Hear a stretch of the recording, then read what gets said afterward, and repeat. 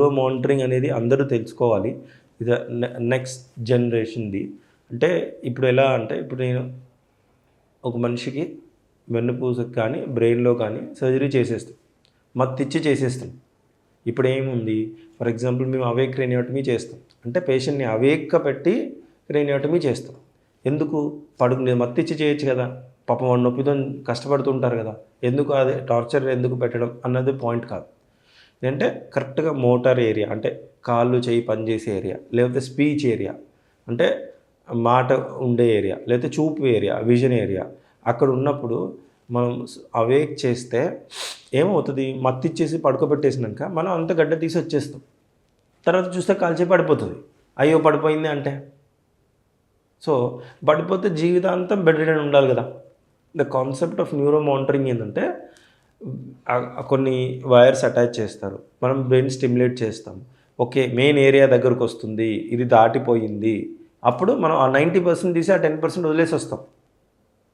ఇబ్బంది అయితే ఇబ్బంది అవనివ్వండి, కానీ తర్వాత మెల్లగా అట్లీస్ట్ తర్వాత రేడియేషన్ కీమోథెరపీ చేసుకొని ఉన్నంతకాలం లైఫ్ ఇండిపెండెంట్ ఉంటారు.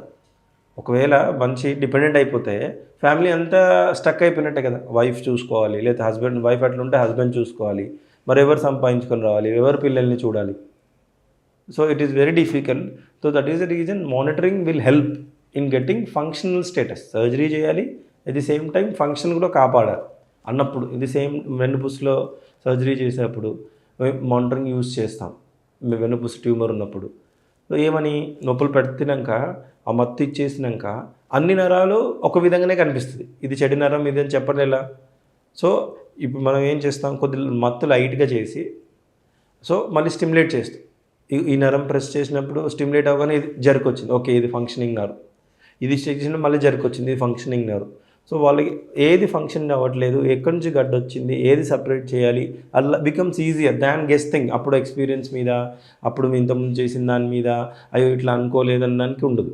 But that is also not full proof. Same like I always tell example of navigation. మీరు ఇక్కడ నుంచి నావిగేషన్ తీసుకొని వెళ్తే 90% కరెక్ట్ చూపిస్తే లాస్ట్ 10 minutes తప్పు చూపిస్తుంది, దగ్గరలో ఈ పక్క సందు ఇది అని. ఈవెన్ ఎంత మానిటరింగ్ ఉన్నా సర్జన్స్ యొక్క అనటామికల్ నాలెడ్జ్ కూడా equally important. That should guide you, దాని జస్ట్ డిపెండెంట్ ఉంటే ఏం రిస్క్ లేదు అన్నట్టు కాదు.